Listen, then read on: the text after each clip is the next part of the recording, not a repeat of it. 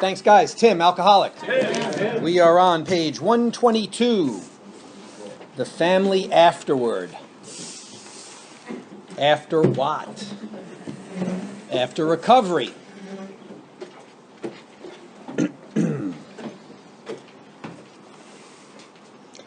Our women folk have suggested certain attitudes a wife may take with the husband who is recovering. Perhaps they created the impression that he is to be wrapped in cotton wool and placed on a pedestal. Successful readjustment means the opposite. All members of the family should meet upon the common ground of, and these are all assets, tolerance, understanding, and love. This involves a process of deflation. Deflation, what kind of deflation? Ego deflation, right? Smashing of ego is a primary concern in the program because ego leads to selfish, self-centered behavior. The alcoholic, his wife, his children, his in-laws, each one is likely to have fixed ideas about the family's attitude towards himself or herself. So fixed ideas are what? Closed-mindedness. It means you're not willing to change, not look at something differently. What's the whole purpose of the program? Is to look at something completely differently, a complete 180. Each is interested in having his or her wishes respected. We find the more one member of the family demands that the others concede to him, the more resentful they become. This makes for discord and unhappiness. So, yet another example of selfish, self-centered behavior leads to discord and unhappiness. And why? Is it not because each wants to play the lead? Is not each trying to arrange the family show to his liking? Is he not unconsciously trying to see what he can take from the family life rather than give? Those are all selfish, self-centered behaviors. That's an attitude problem. Cessation of drinking is but the first step away from a highly strained, abnormal condition. A doctor said to us, years of living with an alcoholic is almost sure to make any wife or child neurotic. The entire family is, to some extent, ill. Let families realize as they start their journey that all will not be fair weather. Each in his own turn may be footsore and may straggle. I underline this. There will be alluring shortcuts and bypaths down which they may wander and lose their way. And I've interpreted that to mean to go back to our shortcomings, to go back to our character defects, to not have left them, but not be willing to really work on them, to be stagnant on them, right? And that would come from relying on self rather than a higher power. Because if we are beyond human aid, then we can't depend on ourselves to do this. Suppose we tell you some of the obstacles a family will meet. Suppose we suggest how they may be avoided, even converted to good use for others. So our worst story, the biggest soap opera you can tell me, tell somebody else, can be converted to the good use for others. So it's actually an asset once we start to work on the program. The thing we were most ashamed of, that we thought we were most weak-willed about, can be used to the benefit of others. The family of an alcoholic longs for the return of happiness and security. They remember when father was romantic, thoughtful, and successful.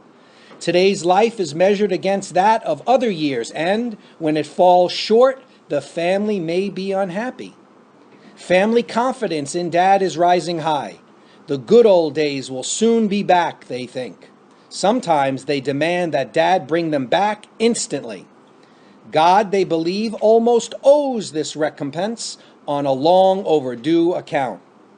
But the head of the house has spent years in pulling down the structures of business, romance, friendship, health. These things are now ruined or damaged. It will take time to clear away the wreck. Though old buildings will eventually be replaced by finer ones, the new structures will take years to complete. Father knows he is to blame. It may take him many seasons of hard work to be restored financially, but he shouldn't be reproached. Perhaps he will never have much money again, but the Wise family will admire him for what he is trying to be rather than what he is trying to get. Now and then the family will be plagued by specters from the past, for the drinking career of almost every alcoholic has been marked by escapades, funny, humiliating, shameful, or tragic. The first impulse will be to bury these skeletons in a dark closet and padlock the door. The family may be possessed by the idea that future happiness can be based only upon forgetfulness of the past. So that's sort of a denial issue, right? It didn't really happen. Just block it out. We think that such a view is self-centered and in direct conflict with the new way of living. And why would that be? First of all, honesty. Second, now that we're in recovery, us using that past to the benefit of others is really our purpose. Henry Ford once made a wise remark to the effect that experience is the thing of supreme value in life. That is true only if one is willing to turn the past to good account, using it for somebody else's benefit. We grow by our willingness to face and rectify errors and convert them into assets. The alcoholic's past thus becomes the principal asset of the family. Let's read that again. The alcoholic's past thus becomes the principal asset of the family, and frequently it is almost the only one. How so, you ask? This painful past may be of infinite value to other families still struggling with their problem. So the whole premise here, and we're talking about the family afterwards, the whole premise here is that everybody gets on board with a spiritual path, right? So we'll assume that the spouse is on some form of the 12 steps, whether they're doing their own sort of version of it, and you could, or they're in Al-Anon. There's a wonderful thing, you know. We think each family which has been relieved owes something to those who have not. And when the occasion requires, each member of it, children, spouse, in-laws, should be only too willing to bring former mistakes, no matter how grievous, out of their hiding places. Showing others who suffer how we were given help is the very thing which makes life seem so worthwhile to us now. Cling to the thought that in God's hands, the dark past is the greatest possession you have, the key to life and happiness for others. With it, you can avert death and misery for them. I say the thing all the time, brain surgeons have nothing on us, right? We're working on heavy-duty stuff. It is possible to dig up past misdeeds so they become a blight, a veritable plague. For example, we know of situations in which the alcoholic or his wife have had love affairs. In the first flush of spiritual experience, they forgave each other and drew closer together. The miracle of reconciliation was at hand. Then, under one provocation or another, the aggrieved one would unearth the old affair and angrily cast its ashes about. A few of us have had these growing pains, and they hurt a great deal. One of the first that we know about is Eddie Riley. Eddie Riley could have been AA number 3. He missed the boat. But he lived with Dr. Bob and Ann Smith, and he actually had some mental issues in addition to booze. And it turned out the wife was also living at the house, and the wife had had an affair. And after him going through the initial process of the program and whatnot, everybody felt like spiritual giants. So she thought it was a good idea, to be honest and to tell about this affair. And it caused like a whole rigmarole that was completely unnecessary. Probably a little bit too early in the game, and maybe something that shouldn't have been brought up at all. Run it by your sponsor first and, 5 other people. So. Husbands and wives have sometimes been obliged to separate for a time until new perspective, new victory over hurt pride could be re-won.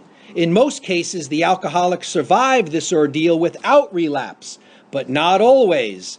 So we think that unless some good and useful purpose is to be served, past occurrences should not be discussed. So as I said, Eddie Riley went out and he could have died, but he got lucky. He showed back up at Dr. Bob's funeral in 1950, and I think he had a year's sobriety at that time. So, and in actuality, I saw his obit, and he had stayed intimately involved in the helping of other alcoholics. Some of the verbiage in the article was non-AA, but he was involved in a lot of work with selfless work with alcoholics. We families of alcoholics keep few skeletons in the closet. Everyone knows about the other's alcoholic troubles. This is a condition which, in ordinary life, would produce untold grief. There might be scandalous gossip, laughter at the expense of other people, and a tendency to take advantage of intimate information. Among us, these are rare occurrences. We do talk about each other a great deal, but we almost invariably temper such talk by a spirit of love and tolerance. So those are assets that we want to strive for. Another principle we observe carefully is that we do not relate intimate experiences of another person unless we are sure he would approve. We find it better, when possible, to stick to our own stories. A man may criticize or laugh at himself, and it will affect others favorably. But criticism or ridicule coming from another often produces the contrary effect. Members of the family should watch such matters carefully, for one careless, inconsiderate remark has been known to raise the very devil. We alcoholics are sensitive people. Yeah, we know that. It takes some of us a long time to outgrow that serious handicap. Many alcoholics are enthusiasts. They run to extremes. At the beginning of recovery, a man will take, as a rule, one of 2 directions. He may either plunge into a frantic attempt to get his feet in business, that's one direction, or he may be so enthralled by his new life that he talks or thinks of little else. In either case, certain family problems will arise. With these, we had experience galore. So the enthralled by his new life would be, AA this, spirituality this. So financial was the first one, and spiritual being the other, but almost using the word spiritual with a small s, like inappropriate extremism, right? We think it dangerous if he rushes headlong at his economic problem. The family will be affected also, pleasantly at first, as they feel their money troubles are about to be solved. Then, not so pleasantly as they find themselves neglected. Dad may be tired at night and preoccupied by day. He may take small interest in the children and may show irritation when reproved for his delinquencies. If not irritable, he may seem dull and boring, not gay and affectionate as the family would like him to be. Mother may complain of inattention. They are all disappointed and often let him feel it. Beginning with such complaints, a barrier arises. He is straining every nerve to make up for lost time. He is striving to recover fortune and reputation and feels he is doing very well. Sometimes mother and children don't think so. Having been neglected and misused in the past, they think father owes them more than they are getting. They want him to make a fuss over them. They expect him to give them the nice times they used to have before he drank so much, and to show his contrition for what they suffered. But Dad doesn't give freely of himself. Resentment grows. Number one offender, right? For the family and for the alcoholic, right? Resentment grows. He becomes still less communicative. Sometimes he explodes over a trifle. The family is mystified. They criticize, pointing out how he is falling down on his spiritual program. This sort of thing can be avoided. Both father and the family are mistaken, though each side may have some justification. It is of little use to argue and only make the impasse worse. The family must realize that Dad, though marvelously improved, is still convalescing. They should be thankful he is sober and able to be of this world once more. Let them praise his progress. Let them remember that his drinking wrought all kinds of damage that may take long to repair. If they sense these things, they will not take so seriously his periods of crankiness, depression, or apathy, which will disappear when there is tolerance, love, and spiritual understanding. So those character defects, crankiness, depression, apathy, could also call them shortcomings, can be helped to disappear when you mirror tolerance, love, and spiritual understanding. The head of the house ought to remember that he is mainly to blame for what befell his home. He can scarcely square the account in his lifetime, but he must see the danger of over-concentration on financial success. Although financial recovery is on the way for many of us, we found we could not place money first. For us, material well-being always followed spiritual progress. It never preceded. So I think that's a great message to us there, and that's something we hear in the rooms all the time. Whatever we put before our sobriety, we lose, right? And then the idea that I think of the paragraph before that, maybe the paragraph even before that, is the concept of balance. Since the family has suffered more than anything else, it is well that a man exert himself there. He is not likely to get far in any direction if he fails to show unselfishness and love under his own roof. We know there are difficult wives and families, but the man who is getting over alcoholism must remember he did much to make them so. So if we were looking at our fourth step sheet, then maybe you have a resentment over your spouse, you'd be real concentrating on columns 4 and 5. What was our part in the shenanigans, right? Not the story about how your spouse, is mean to you isn't nearly as important or as interesting or as valuable as your part in that.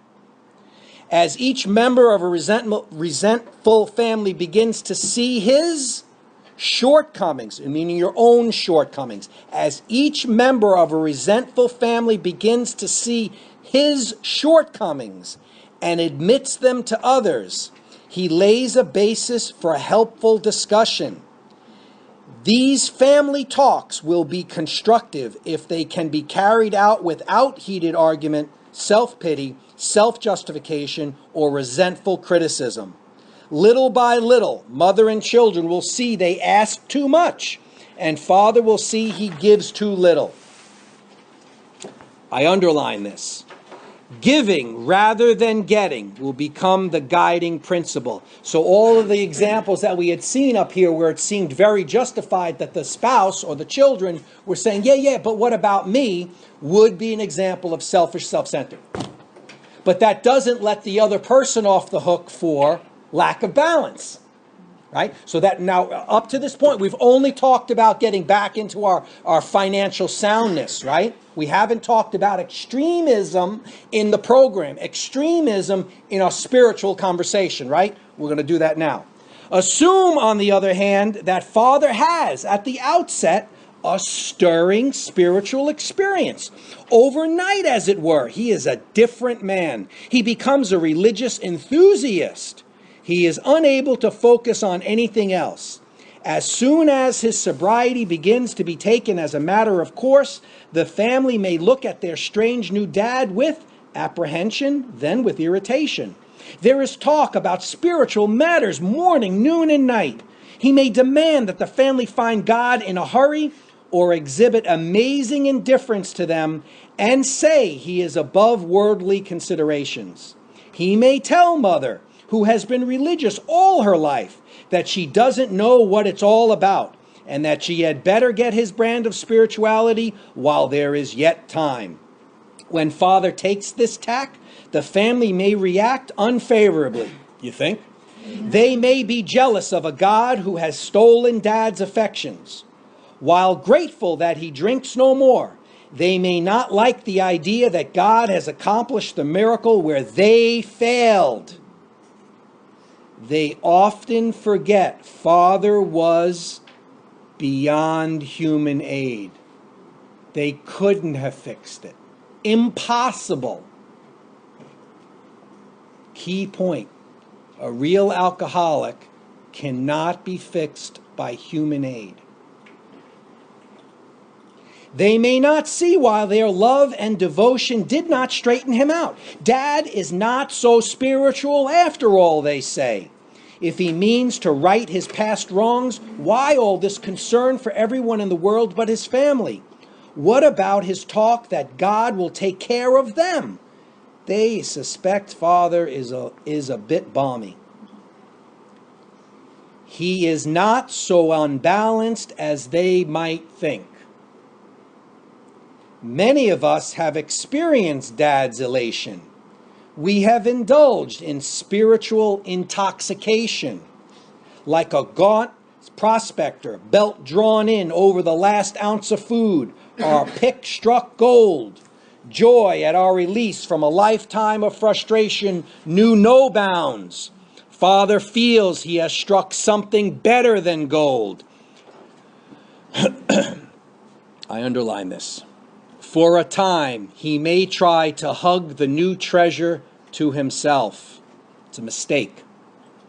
He may not see at once that he has barely scratched a limitless load, which will pay dividends only if he mines it for the rest of his life and insists on giving away the entire product. We'll stop there tonight.